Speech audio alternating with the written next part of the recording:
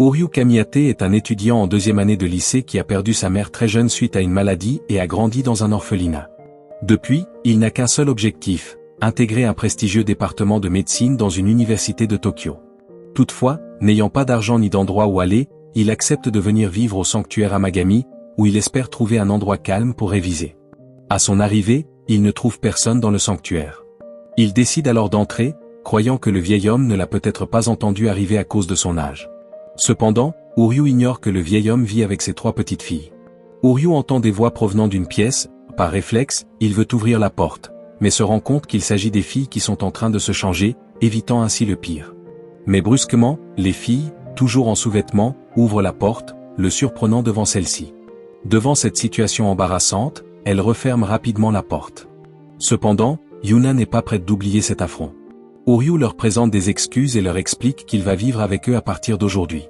Mais Yuna ne semble toujours pas l'accepter, le traitant de pervers, ce qu'Uryu trouve sévère de sa part vu que c'était un accident. Yuna refuse toujours de lui pardonner d'avoir vu le corps des prêtresses sacrées qu'elles sont. Uryu demande ensuite où se trouve le vieux prêtre. Ae, la sœur aînée, lui fait savoir qu'il est absent et ne reviendra que le lendemain. Comme elle est la plus âgée, elle lui propose de venir la voir s'il a des soucis, ce que ses sœurs trouvent étrange, car elle est de loin la plus immature entre eux.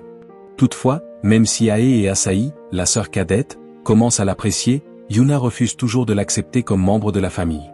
Cependant, Uryu pense que cela l'arrange, car il n'a pas l'intention de faire ami-ami avec elle.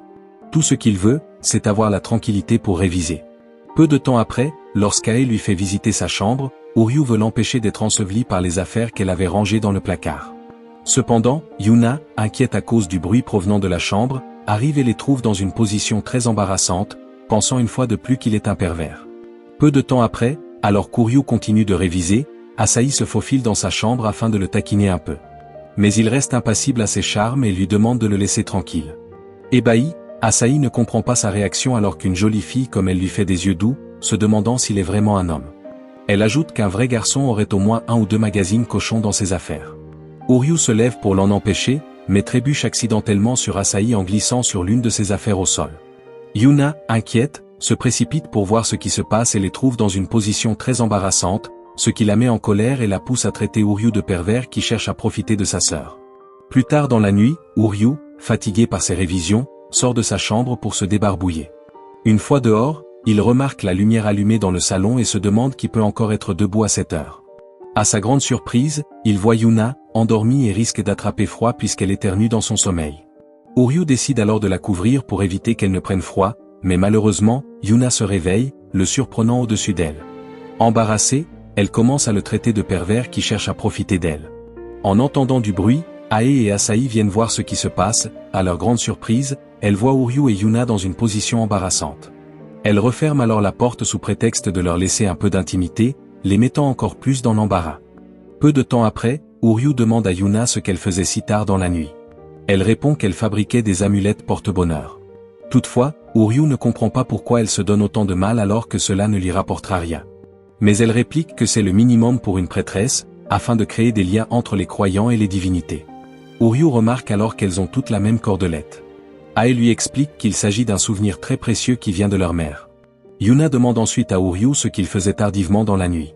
Il répond qu'il révisait pour entrer dans le département de médecine de l'université de Tokyo. Étonné par son rêve, Ae pense qu'il est au bon endroit, car leur sanctuaire vénère la divinité de la réussite. Yuna ajoute que bientôt il y aura une pluie d'étoiles filantes, et selon la légende, si l'on fait un vœu pendant ce phénomène, il sera exaucé. Elle lui dit que s'il prie quotidiennement, les dieux pourraient l'aider à concrétiser son rêve. Mais Uryu trouve cela absurde et ajoute qu'il n'y a que de petites pluies de météores à cette période de l'année, qui se consument avant d'arriver sur Terre. Il trouve qu'il faut vraiment être naïf pour croire à une légende aussi ridicule.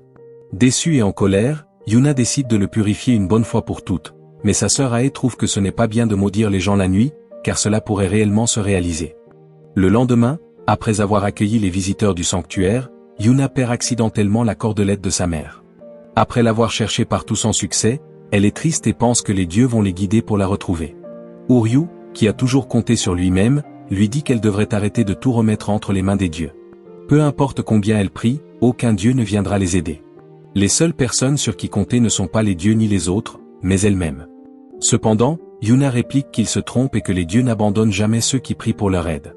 Elle ajoute que cet endroit n'est pas fait pour lui. Peu de temps après, Ae et Asahi vont dans la chambre d'Uryu, mais remarquent qu'elle est vide. Ae se demande comment aider Uryu et Yuna à s'entendre. Après avoir vu une photo d'Uryu et de sa mère, elles comprennent pourquoi il est convaincu que les dieux ne peuvent pas l'aider, et qu'il pense qu'il doit réaliser ses souhaits par lui-même. Asahi la rassure en disant que tout finira par s'arranger, car Uryu et Yuna se ressemblent plus qu'il n'y paraît. Ils ne sont pas honnêtes avec eux-mêmes et leur gentillesse tourne à la naïveté.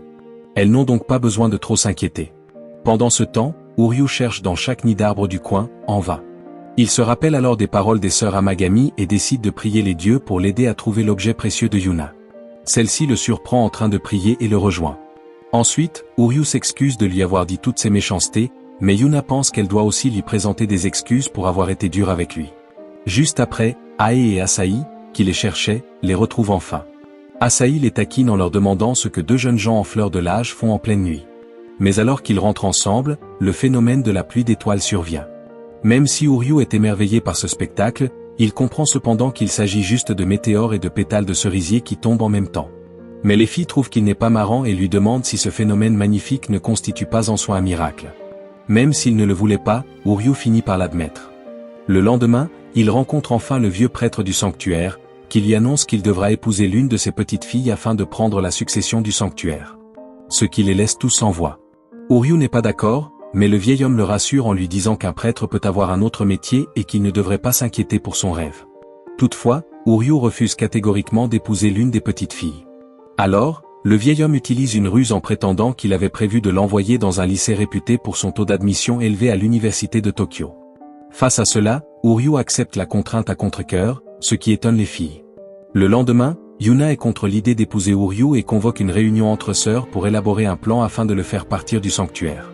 Même Ae, qui trouve Uryu gentil, est contre l'idée de se marier avec lui sans avoir d'abord une relation amoureuse. Yuna ne peut pas accepter qu'un athée prenne la succession du sanctuaire. Pour le plan numéro 1, Yuna prétend qu'il loge gratuitement, donc il doit faire certaines tâches pour les aider. Elle demande alors à Uryu de leur préparer à manger, sachant qu'il y a très peu d'ingrédients dans le frigo. À leur grande surprise, Uryu les étonne en préparant un délicieux repas avec le peu qu'il avait sous la main. Yuna est étonnée, car c'était vraiment bon. Cependant, alors qu'Uryu s'apprête à retourner étudier, Yuna le remercie pour le repas mais lui dit qu'il y a encore autre chose à faire. Elle lui demande ensuite de sécher leur linge, sachant que la tâche serait difficile sans sèche-linge. Mais avant même qu'Ae puisse lui dire que c'est une mauvaise idée de lui confier cette tâche, Uryu commence à sécher leurs sous-vêtements, les mettant dans une situation embarrassante. Uryu, lui, n'est pas du tout gêné et réclame même une partie d'un soutien-gorge qu'il ne retrouve plus, les embarrassant encore plus. Après cela, les filles sont émerveillées par son travail et pensent même qu'il sait tout faire. Mais Yuna dit que ce n'est pas fini, il reste encore une chose à faire, ranger la chambre d'Ae. Uryu est surpris par le désordre, ne sachant même pas par où commencer. Après avoir rangé la chambre d'Ae, Yuna est toujours réticente à l'idée qu'il reste au sanctuaire à cause de cette histoire de mariage. Alors que ses sœurs tentent de la convaincre, Uryu vient les remercier de l'avoir hébergée. Il pense qu'il ne pourra jamais étudier convenablement en faisant toutes ses tâches quotidiennement, et ajoute qu'il doit absolument intégrer la faculté de médecine à Tokyo. Il affirme qu'il n'aura jamais le temps pour le sanctuaire s'il devient médecin, et décide donc de quitter le sanctuaire pour réaliser son rêve. Ae est surprise qu'ils partent vraiment, mais Yuna affirme que c'était l'objectif depuis le départ et que leur stratégie a fonctionné. Malgré cela, elle suit quand même Uryu et prétend qu'il serait dommage de laisser filer un larbin si compétent. Asahi, quant à elle, remarque que Yuna est nulle pour cacher sa culpabilité. Peu après, elle voit Uryu entrer dans une maison un peu sinistre. Yuna, apeurée, trouve qu'il dégage une puissante énergie négative, tandis qu'Asahi pense plutôt que cela ressemble à une maison hantée, ce qui effraie encore plus Yuna. Juste après, Uryu les voit et leur demande ce qu'elles font là. Avant qu'elles ne puissent répondre, Mahiru, la médecin et la gérante du foyer pour enfants, arrive et demande à Uryu pourquoi il est revenu. Mahiru remercie les filles d'avoir pris soin d'Uryu et trouve qu'il a beaucoup de chance d'avoir reçu une proposition de mariage de la part de 3 magnifiques jeunes filles. Mais quand Mahiru continue de parler de lui, Uryu se met en colère et affirme qu'il est contre l'idée de se marier et qu'il ne retournera pas au sanctuaire. Mahiru, en colère, lui reproche de ne pas respecter ses efforts pour lui avoir trouvé une famille d'accueil, et lui demande de se tenir à carreau. Plus tard dans la soirée, Mahiru demande à Uryu pourquoi il est revenu alors qu'il vivait avec de jolies prêtresses. Uryu lui explique qu'elle l'exploite tellement qu'il n'aura pas une minute pour étudier. Cependant, Mahiru lui fait comprendre que s'il pense qu'il n'est pas le bienvenu là-bas, il se trompe. Elle ajoute que ses filles sont venues jusqu'ici par inquiétude pour lui, et qu'il ne devrait pas abandonner pour si peu. Uryu décide donc de retourner au sanctuaire et s'excuse d'être parti égoïstement, promettant de s'occuper de toutes les tâches ménagères. Mais Yuna pense que si elle le laisse tout faire, elles passeront pour des fainéantes. Après son retour au sanctuaire, Uryu remarque que les filles sont nulles dans les travaux ménagers, même si elles essaient de trouver des excuses. Alors, il décide de tout prendre en charge lui-même.